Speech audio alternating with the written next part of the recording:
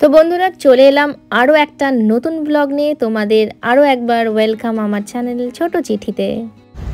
Friends, now we are in Reef Fleet Terminal and we'll be now boarding all for the outer reef, snorkeling, scuba diving. Still nervous. The form fill-ups are done almost. Everything is just awesome over here. But I'm a little nervous, very much nervous. Which is our boat today? Can you see the waves in the water? Oh my god. Our boat is this side. This is a big day today.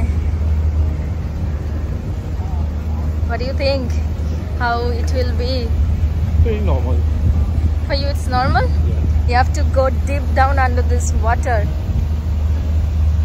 Just imagine. I am born for this. He's too confident. This is going to be our boat for today. Passion Paradise.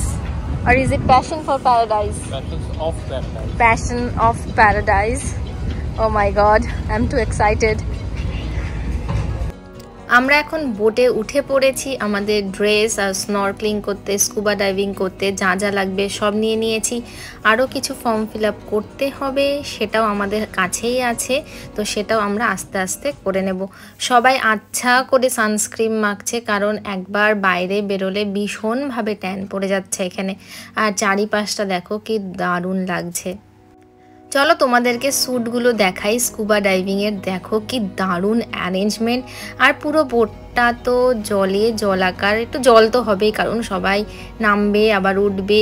আর সমুদ্রটা দেখো কি সুন্দর, দূরে দারুণ লাগছে। আর বেশিরভাগ জলটাই একেবারে সবুজ সবুজ লাগছে। আমাদের গ্রেট ব্যারিয়ার রিফ পৌঁছাতে মোটামুটি 2 ঘন্টা লাগবে। আর আমাদের প্রথমে খুব ভালোভাবে ইনস্ট্রাকশন দিয়ে দিল, কারোর যদি কোনো শরীর খারাপ লাগে, কারণ প্রচণ্ড ওয়েভ, জলের মুভমেন্ট খুবই ছিল, তার জন্যে আমরা একটা ওষুধ খেয়ে নিয়েছিলাম যাতে কোনো এরকম মুভিং সিকনেস না হয়। আর এখন চলে এসেছি, দেখতে পাচ্ছ অলমোস্ট সবাই রেডি ফর স্কুবা ডাইভিং। আর দূরে যেগুলো হচ্ছে সেগুলো হচ্ছে স্নরকেলিং। প্রথমে তো জলে নামতে খুবই ভয় লাগছিল, কারণ এরকম দুম করে বোটের সিঁড়ি দিয়ে জলে নামতে মানে এত ভয় লাগছিল। তার উপরে পায়ে ওই ফিন্সগুলো পরিয়ে দিয়েছে, কিন্তু যাই হোক ওরা খুবই ভালো। গ্রেট ব্যারিয়ার রিফ বোটের থেকে একটু দূরে, একদম দূরে যে সবুজ জায়গাটা দেখতে পাচ্ছ ওই জায়গাটা হচ্ছে গ্রেট ব্যারিয়ার রিফ। এত সুন্দর ভিউ, এত সুন্দর কোরালস, চোখে না দেখলে বোঝাই যাবে না। দারুণ ছিল ভিউগুলো, দারুণ ছিল একটা এক্সপিরিয়েন্স। আমাদের যারা ট্রেনার ছিল এই স্কুবার জন্য তারাও একেবারে অসাধারণ ছিল।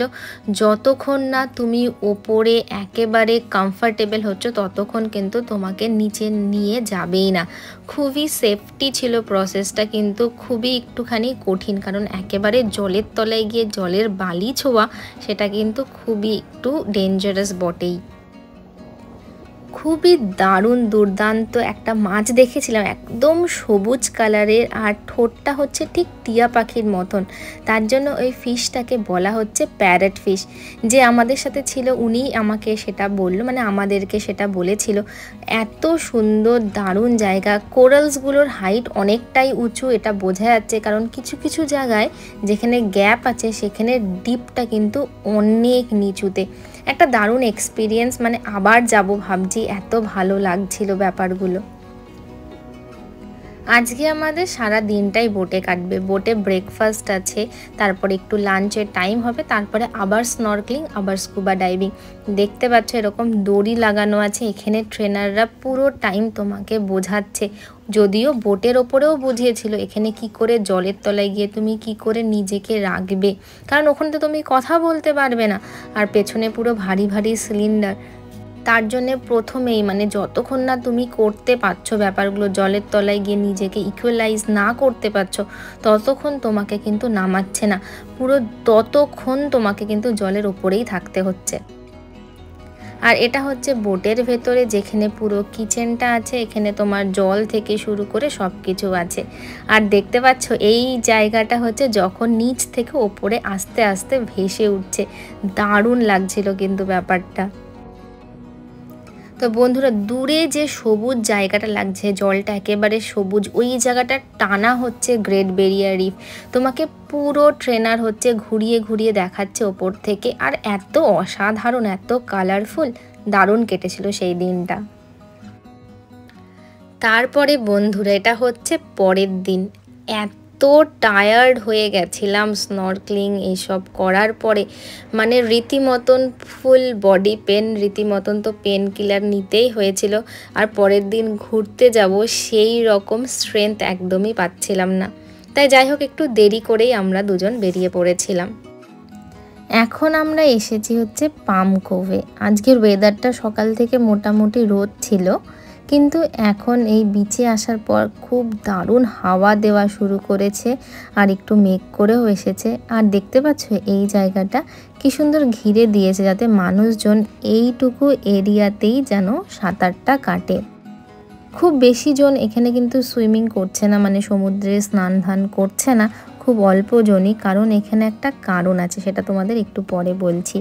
দেখতে পাচ্ছ ওয়েদারটা, রাস্তাঘাটগুলো একটুখানি ভেজা ভেজা, এখন একটুখানি বৃষ্টি হয়ে গেল। আর এই জায়গাটা দেখো খুবই সুন্দর। কেনস তো মোটামুটি পাহাড়ে ভর্তি, চারিপাশে যেখানেই তাকাবে সেখানেই তুমি পাহাড় দেখতে পারবে। আমি ঘর থেকে বসে বসেই যেমন পাহাড়ের ভিউগুলো, এই পাহাড়ের ভিউগুলোই পাচ্ছিলাম, তেমন এই বিচটাও কিন্তু খুবই সুন্দর। এই বিচটা হচ্ছে পাম কোভ এই জায়গাটার নাম, কারণ চারিপাশে যদি আমি দেখি না, প্রচুর পাম গাছ আছে, পুরো ঘিরে হচ্ছে পাম গাছ।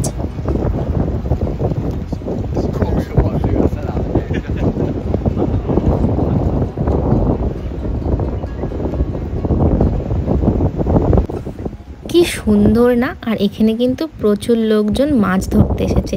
এখানে কিন্তু লোকজন ফিশিং করতে খুবই ভালোবাসে। কেনসে কিন্তু এই ব্যাপারটাও ছিল, যদি তুমি ফিশিং করতে চাও তুমি কিন্তু সেটার জন্য বুকিংও করতে পারো।